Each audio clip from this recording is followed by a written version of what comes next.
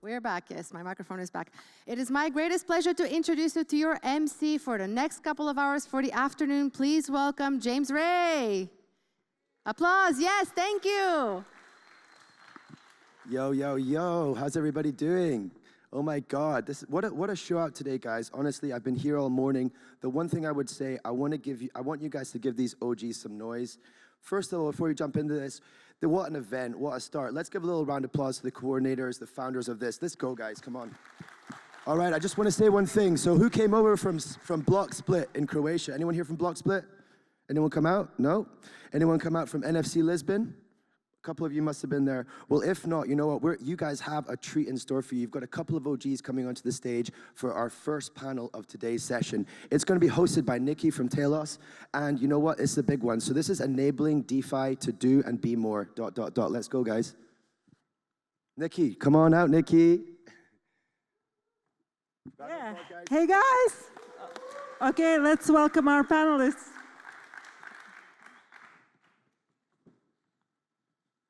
Thank you guys for joining.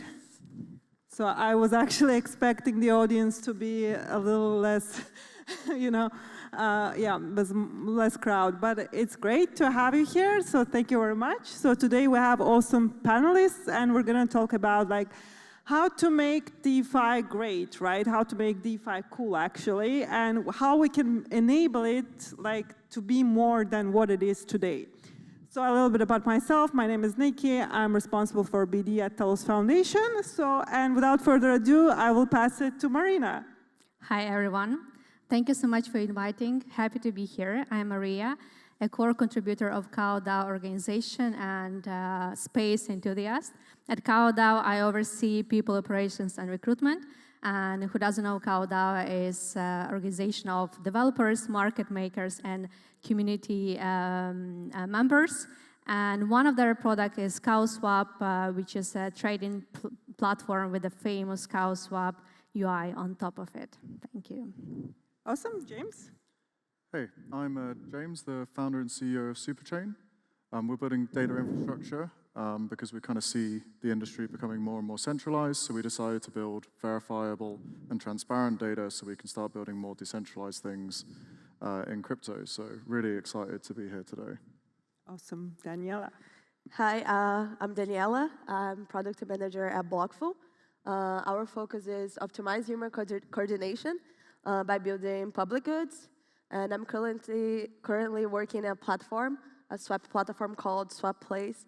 And it's a feeless platform because we want to make swaps accessible. Yeah. Go ahead. Hi, I'm Bryce. You might have seen me this morning. So my thing has been for a while DeFi, and since about 7-8 months ago, I started an association with some colleagues to support genuine DeFi protocols called the DeFi Collective. Awesome, thank you so much. So we have the brains here, and also I would be appreciative if the audience participate as well. So if you want to add something, please raise your hand, and we will actually invite you to speak as well. So let's start, right? I would like to start with Daniela first. We're talking about mass adoption, right? And we talk about bringing billions of users into the space. I mean, if you will look currently at DeFi, it sucks pretty much, right? The user experience, the hacks, yesterday, for example, we experienced Core hack on ZK Sync and Linnea, essentially it's pretty gloomy. So what do you think is the next big thing that's missing in DeFi to actually enable that mass adoption?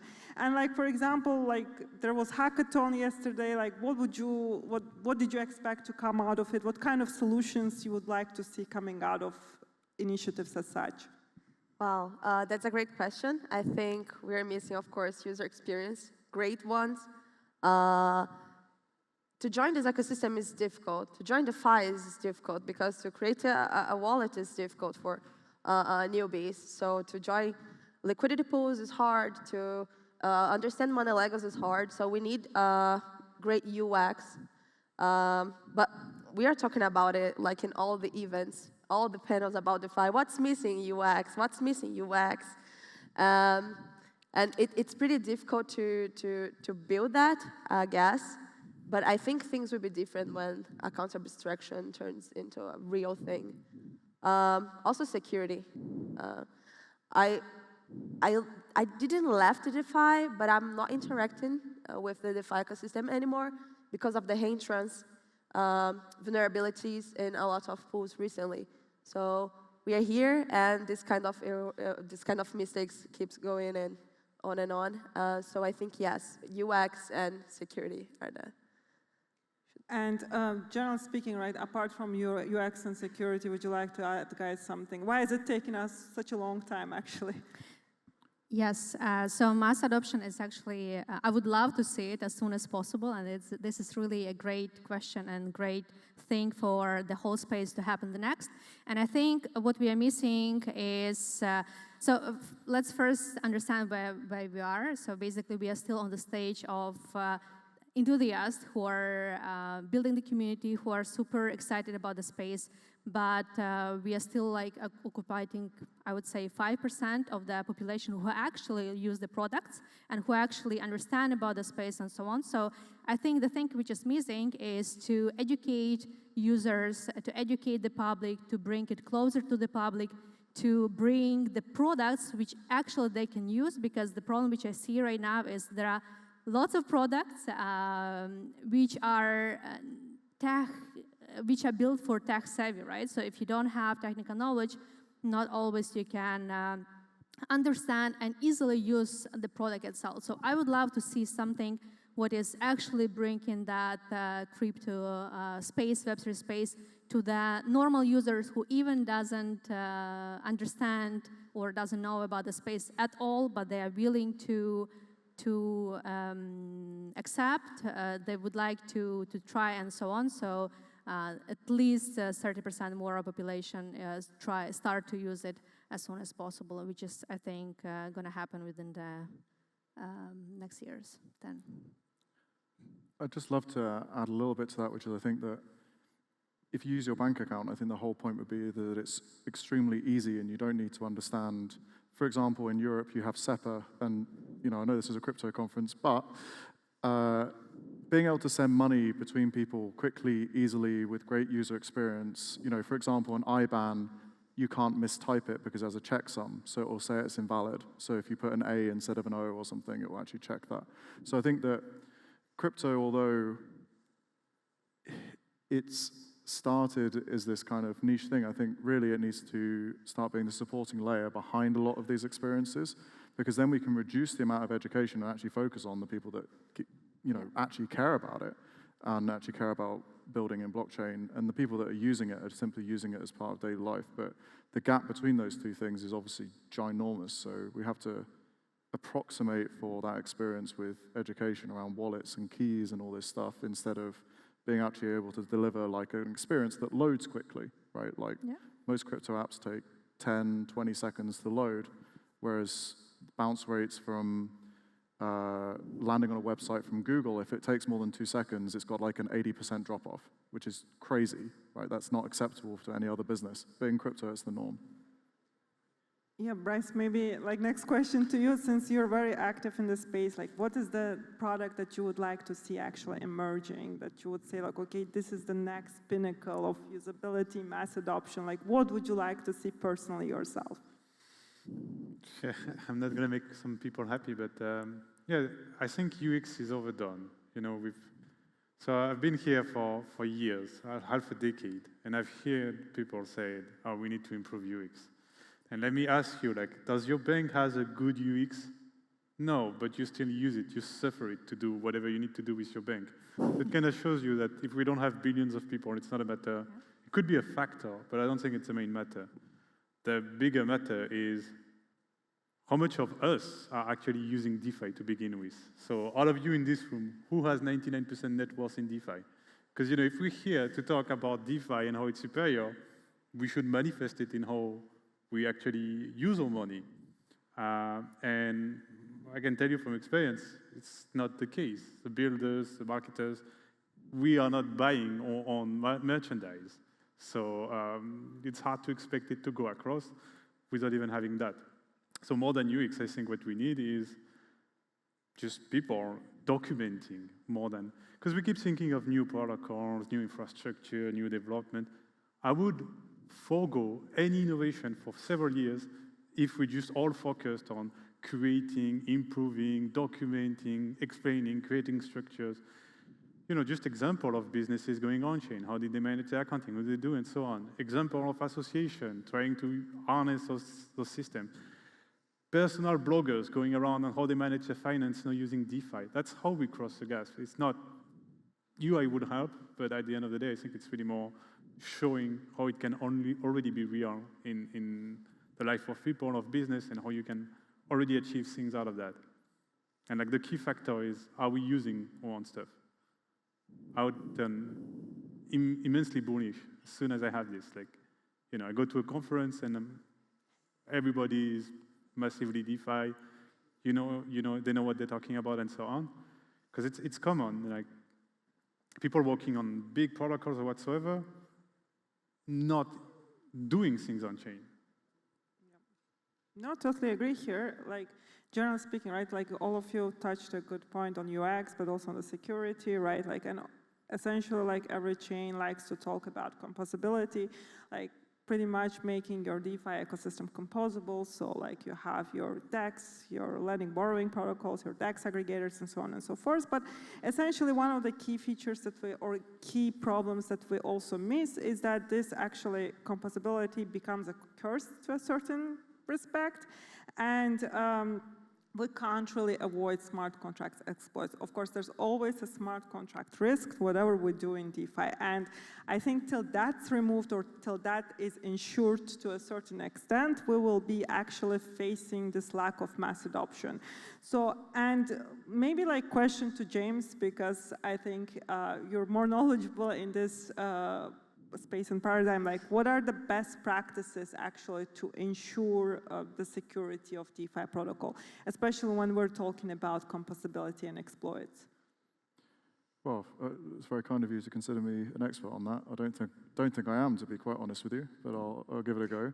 I think that composability is one of the kind of key advantages of smart contracts. And if we look at the traditional finance system and how that actually works, is it's the ability, for example, for a trader to, within one transaction, take out a loan to back their trade, et cetera, supported by the business they work for. And you can do a trade actually, for example, on a stock market consists of 14 different participants across different parts of the globe often.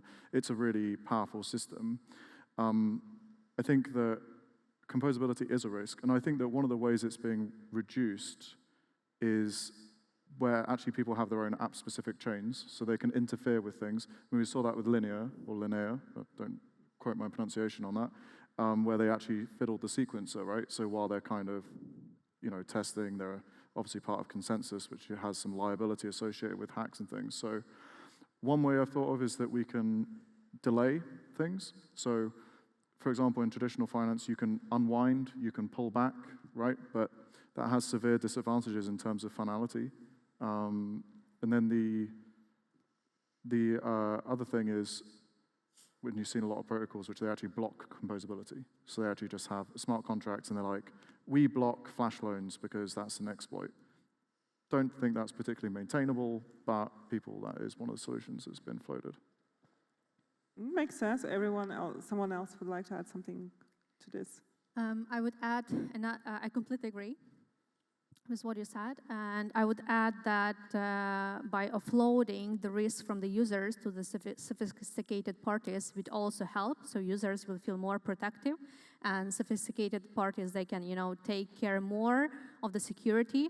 And in case of CowSwap, so we have solvers who are taking care of the trade itself, who are based on the batch auctions and solver competition, providing with the best possible outcomes for the users. And if there is something happening, let's say the protocol got hacked or there is an exploit, solvers actually are the one who are taking the risks of that. And in this case, the users feel more protective and they benefit out of it. So once they go to the platform, they don't think twice. There is not many things which can happen wrong and for them, and they take risks. But actually sophisticated parties, they take a risk of that. Also, on other sides, I think that audits take a crucial part for the security, bug bounties, and when actually developers are also more educated and they receive more information about the composability itself, so they're more educated and they can minimize the risks for the protocols they're building. So my next question will be, again, on the composability, but more on the systemic risk side, right? So, what do you think of actual composability raising systemic risks in DeFi? And do you think, there's a possibility to actually prevent it? Because there's, systemic risk, as you may know, in TradFi, and then, of course, there's systemic risk in DeFi. So, how does it actually encourage that? So maybe, Daniela, you would like to unpack on that. Yeah, I was talking with you in the backstage about that. For sure, DeFi offers us more systemic risks. But I'd love to see more TradFi trying to join the DeFi. I was telling Nicky that Brazil has a CBDC, and it is EVM compatible. So yeah. It's an amazing use case, because when these big ones join the DeFi, they will force the security, they will force the improvements. Yeah, I think that's my biggest 2 cents on that. But don't you think probably these big players to join, generally speaking, DeFi, they will probably need more regulatory framework, more clarity, more actually, substance rather than what we have currently, right? DeFi is if you look at it, it's a great playground, right? You can always connect your wallet, but you can always lose your funds. You can always things can happen. Yeah, I don't know if I get it. It's kind of I cannot hear you that good. Go ahead. No, what I was saying that don't you think these bigger players that you want them or envision them to join, they would need more regulatory clarity and framework around Sure, yes.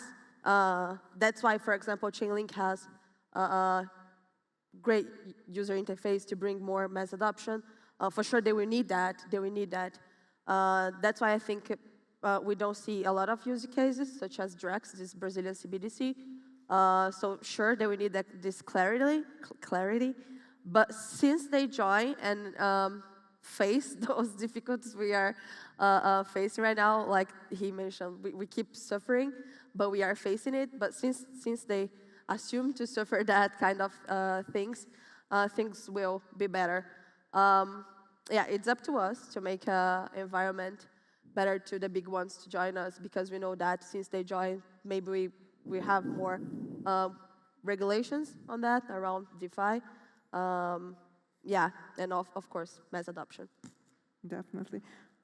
You would like to say something? Yeah, no, I don't know. I mean, I agree, it's all up to us, but for the rest, I'm exactly at the opposite side of the spectrum. It's like the big actors, they don't build responsibly. I don't have example in history where they did so. Usually what they bring is they will gate access to the ecosystem by creating a mountain of requirements, but that amount for very little effective security for the user. And, you know, if we think about the bigger picture, Bitcoin was created as a reaction to monetary policy going haywire and delivered a better product on that regard. Now we have our DeFi, and arguably, or at least I'm convinced of that, we delivered better than any banks, better than anything. You know, quote me an exchange that works better than Uniswap. I'm still waiting, and I know any answer you give me, I will tell you it's censorable, it's closed on the weekend, this guy can do this, I cannot list my token on my own. You see, all the things that are brought by this decentralization.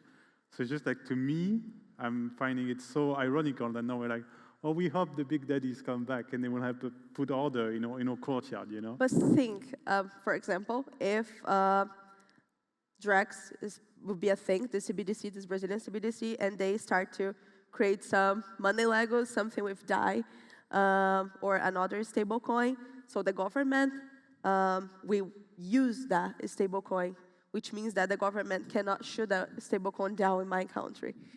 Because imagine if the US government says, DAI is over now, I don't want anyone to use USDC. So the whole DeFi market will be in a bad situation. Of course, we can still use it because it's decentralized, but don't you think it's better to have them in some way? Yeah, I'm just saying they will not bring rationality and resilience to this. You know, we did it without them, and it is not the actors that bring rationality and resilience to a given market. Like, Who are? Us. Sure, I mean, at the end, sure. that's us. Yeah. You know, it came to be as such because we were demanding, we community, of something different and better. We then delivered all something different and better, and then we use it to coordinate together to say that, oh, we're gonna wait for the big guys to do their usual spiel. And I just don't buy this narrative at all. Yeah. They can come, they can go, but institutional players, even previous cycles, they were here. The Terra, the Luna, and all of that. We tend to forget the FTX. Big, massive institutional, the big names were involved in that. They didn't see a basic failure of design on a stablecoin. So can I show you a bit like... Yes, I think it's up to us, for sure, as I said. I think it's up to them also. Because in the end of the day, I think it's always about having a guy inside that is a crypto passionate. I think these ideas emerged from someone inside of the government that really keeps following the narrative and, oh, actually, we should build that. So there's one of us inside that. I think, personally, I think we need to work together on that. Like, they have to take something from us. We have to take something from them. I mean, like, also, right, like, we have to control each other as well, because as soon as a player gets, like, bigger in size, they always ask for regulation. So, for example, FTX, he was big enough, he was asking, like, for regulation, because also regulation creates barriers for the others to enter as well. So that's something to keep in mind, and that's also what we see, for example, with the other players like OpenAI and stuff like this. As soon as they become big enough, they ask for regulation, and I think that's kind of sad as well, because it comes from the ulterior motives, right? It's not just because you're like looking for the good of the others. So nevertheless, like, I would like to actually I'd love to just add some concrete examples to this conversation, because we actually encountered this the other day where so we have some public companies that invested in us, and they can't custody their own crypto. They're not legally allowed. Yeah. So, if you want to run a MetaMask wallet inside one of these businesses, you're fired, right? You can't do it. You have to use a custodian, which is a specialized business for storing your crypto, because they have things like insurance policies and stuff like that, which makes the regulator comfortable. So their adoption is regulated heavily, and I think at the moment, I think they're very, very happy in venture. They're happy being LPs in venture capital and benefiting from the space and its growth. And obviously, ETFs and things like that, which are effectively a proxy for custodying within the traditional finance system, so it can be used within the traditional finance system. Now, that's very exciting for prices, but I'm not sure it's as exciting actually for crypto itself. I mean, storing a whole bunch of Bitcoin inside a central entity that is then owns it, but is shared out that ownership to people via a centralized platform is kind of the opposite thing that I would like crypto to achieve. And having spent a long time in finance, I'm very happy to be in crypto trying to build something as an alternative to that. But I was just going to say one last thing, which is that regulation is important, because if we want to integrate the rest of the world, it's not good enough that I can send money to you as a person. We also do need to have companies be able to operate in this space. Not necessarily extremely large ones, although I think institutional adoption, it is what it is, and I think you made some great points about that.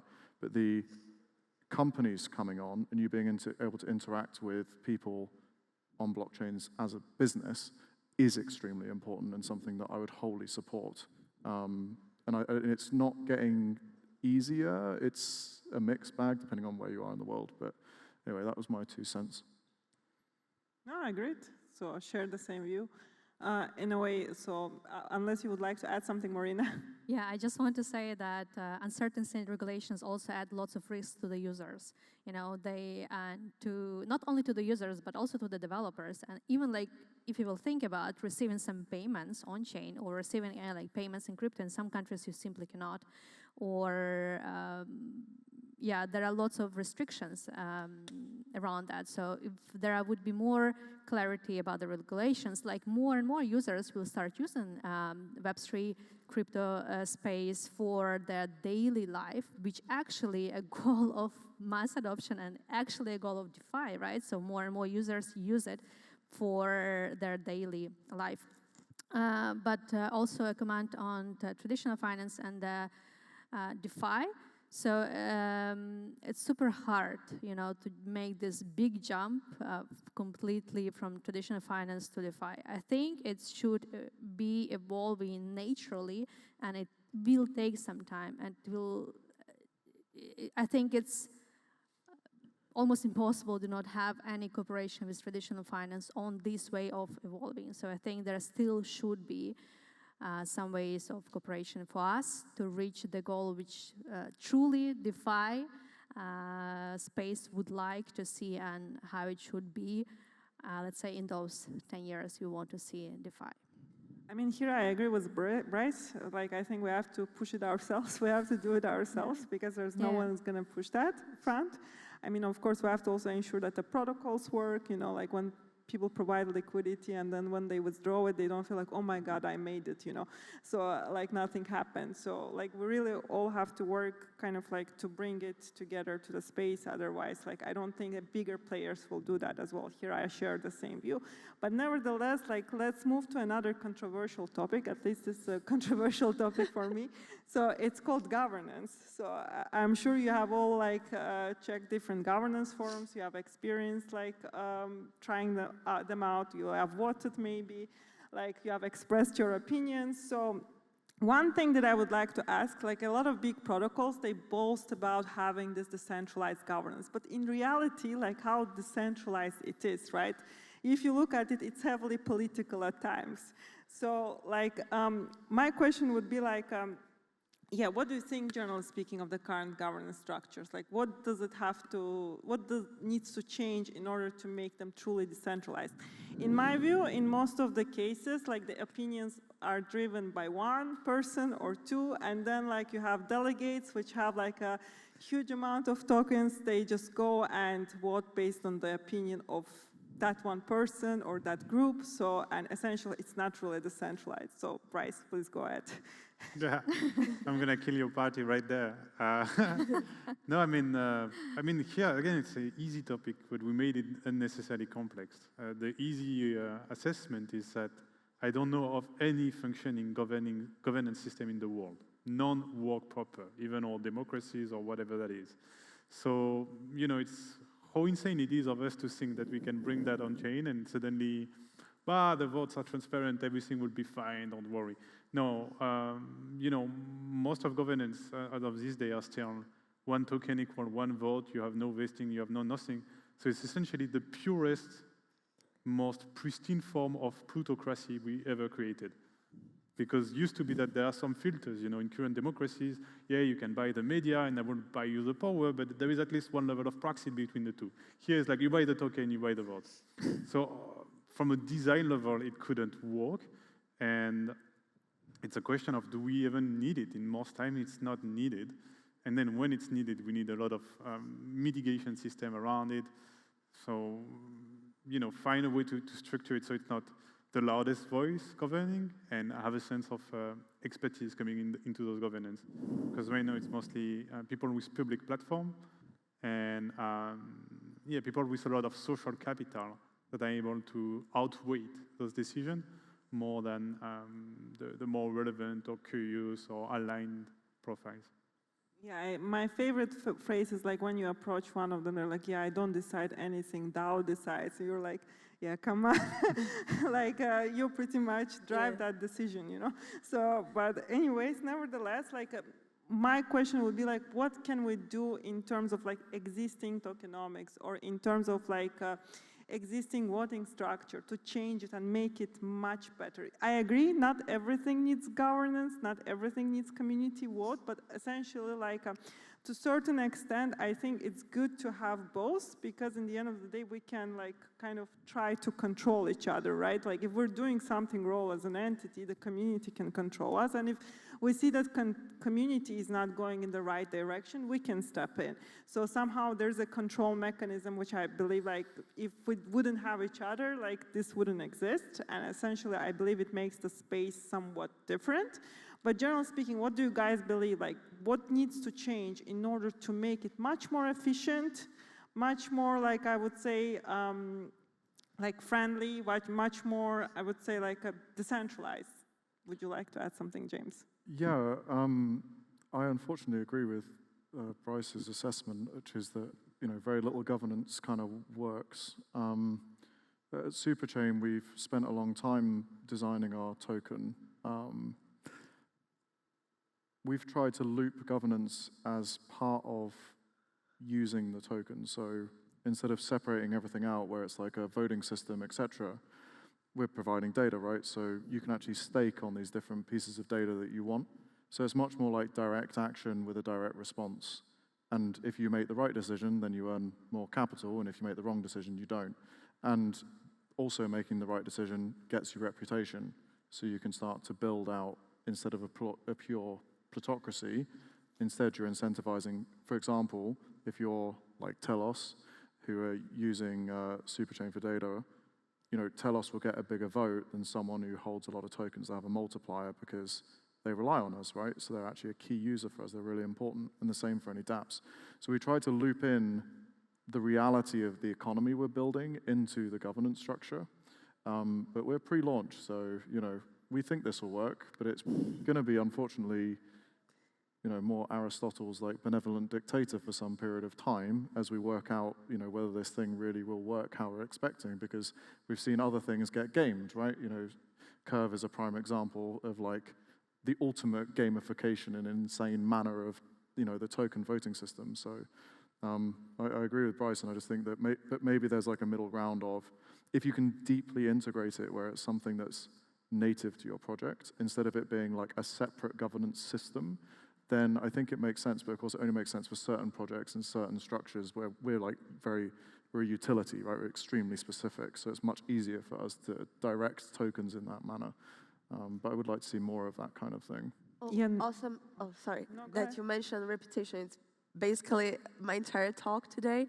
I give a talk today at 4 p.m. And I totally agree with Bryce. Amazing POV. In the end of the day, if it's one token, one vote, it means that you can sell your decentralization, as you can see with Uniswap, for example, and A16Z. Unfortunately, or fortunately, if you are more VC focused, we don't know. It all depends on the governance model. But I just want to thank you for mentioning reputation. It's a narrative that comes back and forth, and people are trying to build, trying to implement kind of multipliers that can, that can count, make your efforts count.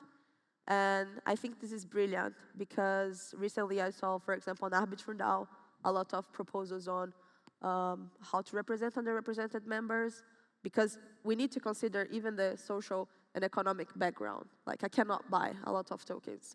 I'm from a country that people are not rich, so how can I be represented in a DAO? So through my efforts, which means add reputation on that. So maybe we can see in the future DeFi, reputation, and governance being friends. No, totally. You raised actually, you guys started talking about tokens. Generally speaking, we're actually in this space good at issuing the next token, right? So just issue token, raise funds, or whatever, raise funds before the going public and going on mainnet and so on and so forth. And just a question, right? All those governance tokens that we have there, where there's no real utility apart from the actual going and voting or using them for voting. Do we actually need those tokens? Do we need to issue a token for governance? Please go ahead. No, we don't. I mean, that's okay, if we need to speed run back 4 years in DeFi and remember Yearn and the whole DeFi summer, because that's the first time, literally, someone put on white on paper on their website, this is a useless governance token. It has no utility. This is what was written, verbatim. And token started, was emitted over a week, and essentially grew up in price dramatically because Yearn, the protocol was seeing nice traction. And despite this massive warning that literally was stating it was useless, people found it as a good way to bid on Yearn as a proxy. And so it worked, essentially, kind of set up the template. And now it became this pattern. It's like a design pattern of portraying governance as a utility for the token and thus its reason to be. When, as you say, you can just close the whole loop from the beginning. Maybe we don't need governance and we don't need this useless token, and then we don't have to justify the existence of this useless token. This is where I would go, and especially for DeFi, it's even more obvious because we have, this answers a simple problem of we're taking decisions and need a quantitative measurement of whose opinion is worth how much. But there is another way we can do that pretty straightforward in DeFi is just, okay, capital at play. How much capital you have at risk on that question, and we can measure that. Then this is how much you can vote. It sounds like plutocracy. It's still a form of plutocracy, but it's a better one. I'm selling you a better plutocracy. See how the ideals slow it. But because at the end of the day, this form of plutocracy means everybody is voting on things they are directly impacted for. So, people voting on which new collateral to add on Avi, there would be all the people supplying Avi. So having collateral at risk on that question, if a bad collateral is added and there is bad debt, they will be the one impacted. So, this governance token is like an extra step for that, where you lose a lot of information in the process, because someone owning 1 million Avi token might have $0 deployed on the Avi protocol and just be here out of other interest. Does any of you have a counter view? I wish I did. No, really good. So, but then I have another question. So let me be the counter view here, right? So basically some people believe that the token is very important to build that community that you have there, because you have your community which comes and asks you on daily basis before you launch your token, like when token, So, and essentially they see it as an important part for actually people to participate, generally speaking, in your protocol or to use your protocol at all. They see that it's very important basically to have a token for the community. And as you may know, community is an integral part of any project in the space. So how would we then approach that? How can we build sustainable community actually without actually having those governance tokens? But you asked specifically about governance tokens. Yes. But if it's actually got utility, right, and it's also got governance built in, and the utility is not just governance, the utility is executing transaction, access to some unique thing or whatever that is, then that's a different game.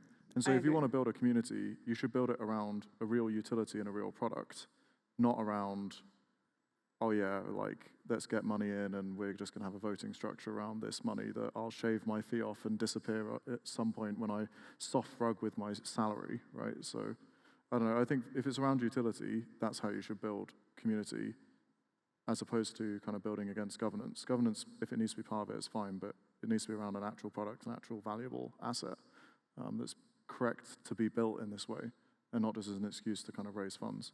Yeah, I totally agree. It's not tokenomics if it's just to endorse the narrative that you are owning the protocol. We need utility. And when the treasury starts to dry up, what the hell are you owning in the end of the day?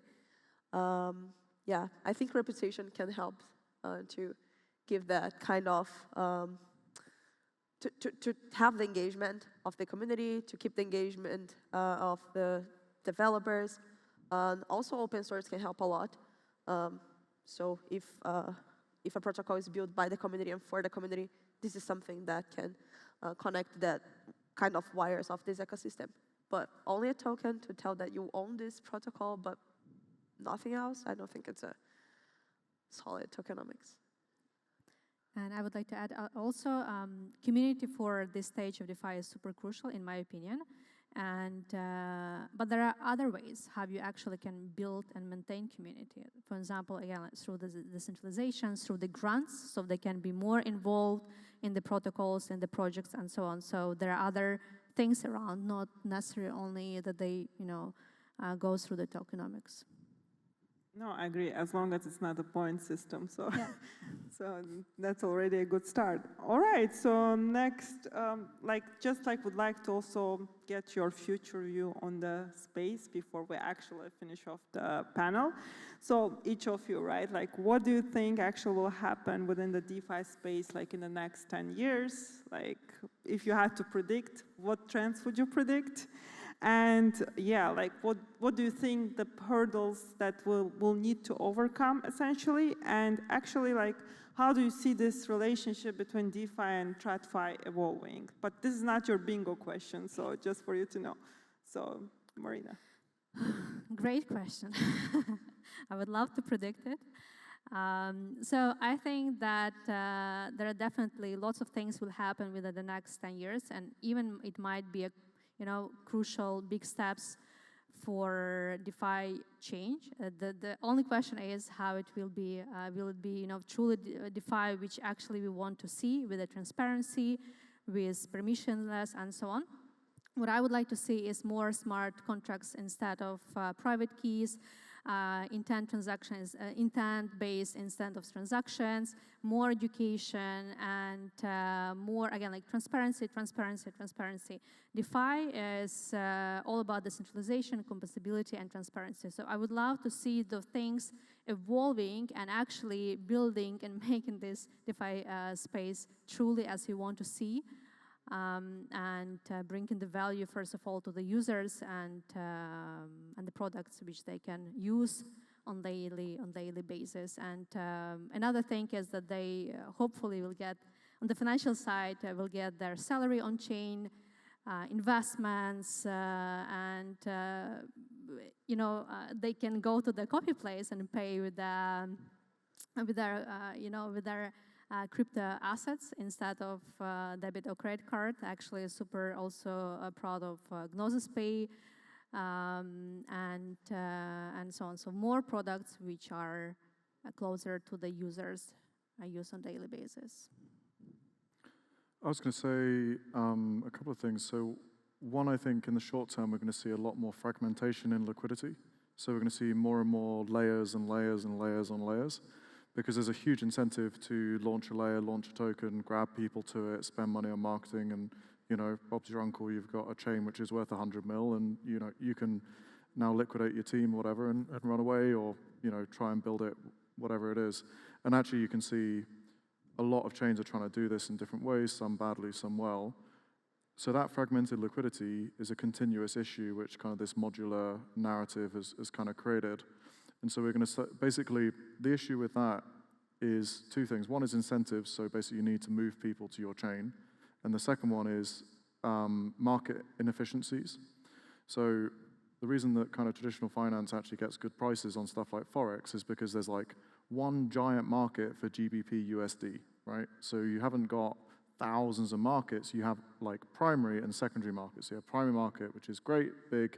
If you've got big money, you can access it. Otherwise, you have to pay small fees all the way down to, when you change cash in a store or whatever. So, but what happens in crypto is that you have many primary markets across all these different chains as AMMs, and basically they're extremely sensitive to the amount of liquidity. That's basically how you get good or bad price.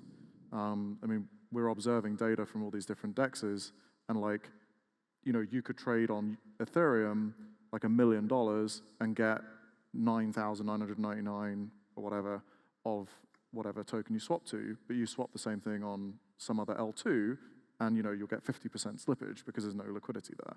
So it's a very annoying issue, which I think we're going to see in the short term get worse and worse and worse until we work out, and this is my long-term view, into like, as a user, that you see one giant monolith. So you don't care that it's Arbitrum, Telos, Ethereum, whatever it is. You just see my tokens that I own, and then it's able to transact them. And I know that that's one thing that Intents are looking at doing.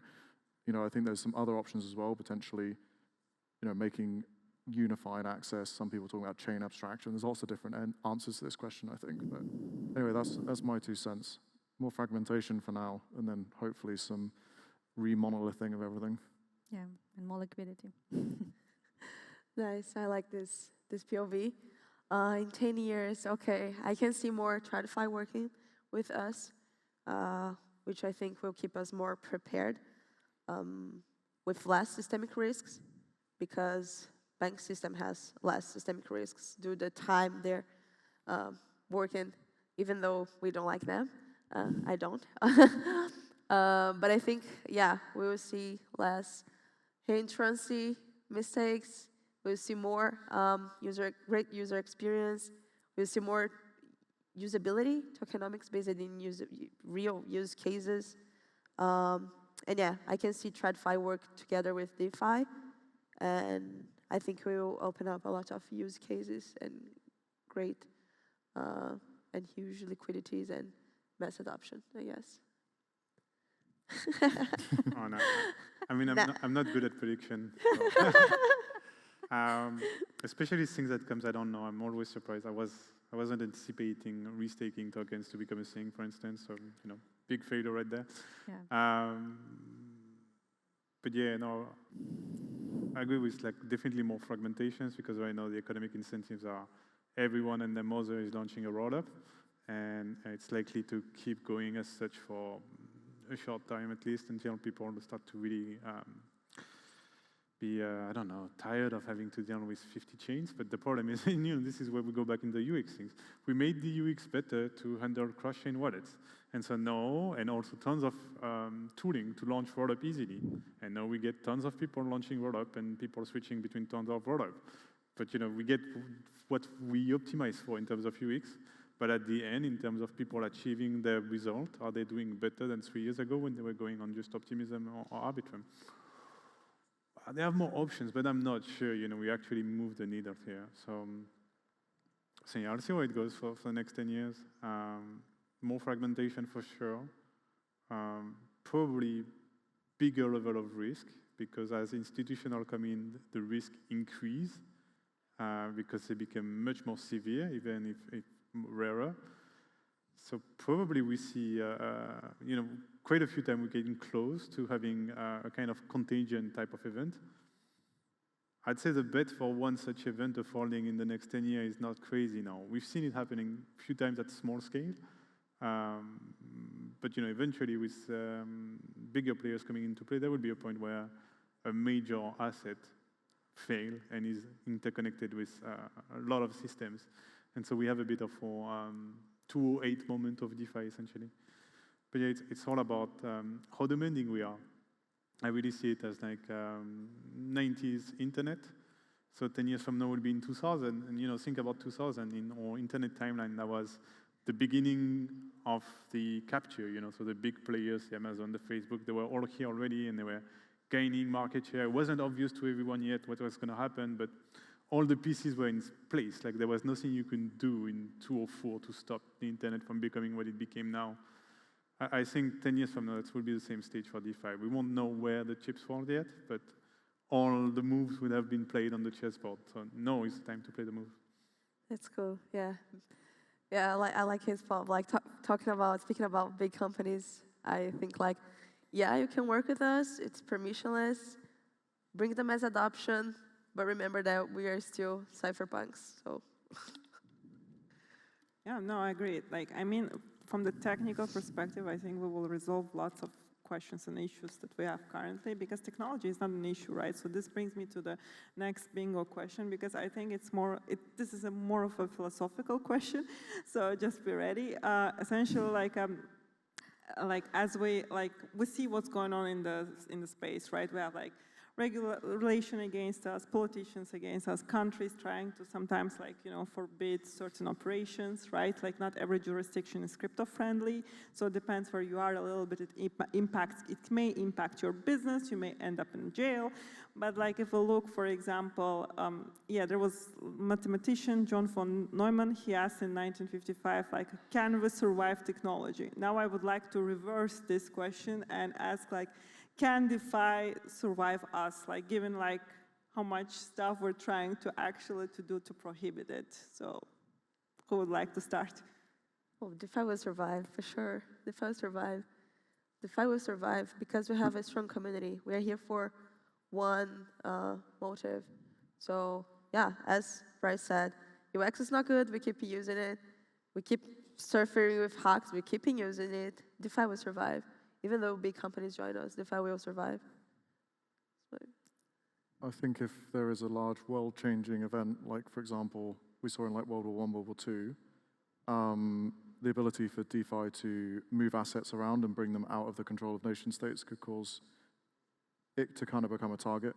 So I do think that it's not like a 100% done thing. It'd be very hard to put DeFi back in the bag, right? It's out there now, people know how to use it, etc. But I think that the likelihood of on-ramps and off-ramps being heavily regulated, as they are in the EU now, and they will continue to be more and more and more regulated with more and more ID, more tracking, more things like that. I don't see, like, you know, I think if we do see some fundamental shifts where nation states start to reassert themselves, you could start to see DeFi being a target for those freedoms, right? Because, for example, in like World War II, tax rates went up to like 90%, right? So this is significant. This is something you'd probably want to not have happen to you, right? And so if you have an option to go into decentralized finance and you can survive on Bitcoin, then it's great. I'm not saying that either one of these things are happening. This isn't like a prediction. I'm not predicting a war or something. But these are the kind of pressure points that change the dynamics of the game significantly, where something that you were doing or was ignored and was gray suddenly becomes banned, right? And very difficult to get around. And, you know, blockchain nodes have repeatable patterns. Most of crypto is hosted in Amazon AWS, so the US could very easily not kill it, but cause major interruption to the industry, right? Just from one company. So, you know, decentralization, these are key principles, but we do need to think about holistically all of those things without becoming criminals in the process. So yeah, that's my 2 cents.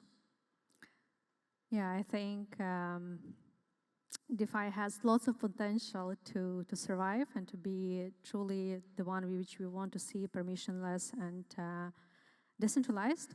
But of course, as has been mentioned, everything what is happening in the world and all the regulation, all the political situations, they might affect. And we never can be 100% sure what the way it will take after and what turn it will take. But I truly believe that DeFi space will continue evolving and will be even again like on the next stage of mass adoption within the next 10 years. Yeah. There will always be something on chain, but it's a question of proportion, you know. How many people are just interacting with essentially on-chain CeFi services, and what is the share actually using real DeFi? Yeah. And it's like nowadays for the internet, you know, 99% of the traffic of the internet happens on the ClearNet, on those very boring 5 platforms. 0.01% or even happen on the darknet where people are unrestricted. So centralized won't massively to the point that most of the people, they don't even have the notion that there is another internet. So, you know, that's like the extreme of the outcome that we could see for DeFi, essentially, if by then maximal capture is achieved. So the question is not so much, will it survive, because Genie is out of the bottle, you know. There is no stopping Uniswap now, only if you manage to stop the synchronization of the Ethereum network itself. But else it's over. But how many people will be swapping on Uniswap versus Binance 10 years from now? That's more the interesting question to me. Yeah. And I don't predict, sorry. That makes sense. So we're about to actually finish the panel. I would like to just see if anyone in the audience has questions or would like to add something. Okay, so I see someone there. All right.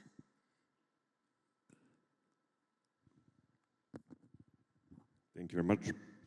So when you start to onboard people who are not crypto natives, you tell them, you know, Web 1 was just giving you content, then Web 2 was interaction, and then Web 3 was ownership. How does this promise of ownership, and ownership needs to be connected with, well, we can call it rights, but let's call it guarantees within the crypto space. How does this go hand in hand with the lack of governance, plutocracy, and other things? Are we betraying what is being sold as the cornerstone of Web3, as the advancement of web technologies, for expediency and, just it's easier like this? I would just like to relate this topic to the fact that a lot of people, a lot of autocratic politicians were really happy how China handled COVID, and we're not happy how democratic societies handle COVID. Are we ready to, give up this promise of ownership, decentralization, and all these different things, and just keep the DeFi name and other D parts as a marketing ploy against TradFi? Thank you. Who would like to take it? Yeah, I think plutocracy being attached to ownership is it's a problem. So we have plutocracy, as we know nowadays. So one token, one vote mostly, and then you can sell your decentralization, as I said, as I mentioned before, Uniswap and A16Z is a huge use case on that. I like to approach developcracy, where, of course, you will not solve the plutocracy, but it will help to underrepresented ones being represented in this ownership case, because if money is time and efforts, it's also about money, why not to honor the governance, to be owner of a protocol through my efforts and not only through buying it. So I think we need to look carefully to this part, because I like this narrative about ownership, but we need to solve for sure the plutocracy problems. Otherwise, we'll keep selling our decentralization. I mean, also, maybe I can add something, like, no matter what we do today, like, it's great that we're making these strides, and to me, generally speaking, progress is the realization of utopias. Yes, we have this vision of the utopian world, but like each time we get closer or we achieve that utopia, it's not utopian anymore for us. So what I see is that like this, right? Like you have currently the protocols, different protocols, right, with certain form of decentralized governance, which is great, don't get me wrong. We have already made this step towards this, even though it's plutocratic, even though it's very political, right? Like you have basically a bunch of kids trying to be politicians and try to basically enforce to a certain extent their views, and essentially claim that it's a DAO, but like basically a bunch of delegates that know each other vote in favor of what one decides to vote for. But essentially, though, it's already like a progress that we made to this stage. So I think like if we just have to keep on moving and improving and trying to see what can make the next potential step, and never like forget that it's also part of human nature, right? So like we can't really control that part. Like we try to sometimes like watch out for our interests. I guess it's the survival mechanism we have in ourselves, but in the end of the day, like we can always improve, and I think like this is where we're going towards too, and this is great to see, like unless any of you has something to add. Yeah, I agree with you. Like plutocracy exists, but we cannot say that Uniswap doesn't work just because their governance is plutocratic. Exactly. That's the case. But if you don't like, you have many options. You have to read about other governance models, other DeFi protocols that you want to own, and join them, though. And in the end of the day, not all DeFi protocols like have a governance system in place. So let's take that into the consideration as well. Some of them do, and majority of them, if you look at it, no. So definitely there is only D part, but essentially we still can't judge them because maybe they're also getting to the point where they will enable the governance, the centralized governance on their end. Any other questions or anything you would like to ask?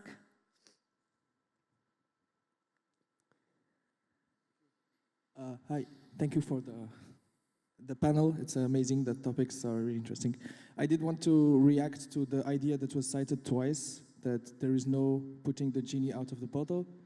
I just think it's important, it's worth noting that things like that happened before. I mean, peer-to-peer file sharing, the technology is out there, and we will never remove from the human knowledge how to do peer-to-peer file sharing, although kind of institutional solutions to the actual need that was access to music or to movies and series was solved in a different way, and it kind of didn't kill peer-to-peer file sharing, but it kind of replaced it.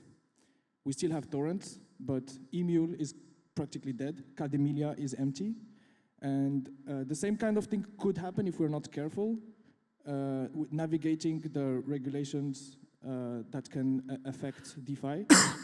And if we ever reach a point where centralized solutions play the role of swapping assets, and the liquidity goes there, then eventually this could be a threat to DeFi. And so I just wanted to note that this is something worth noting.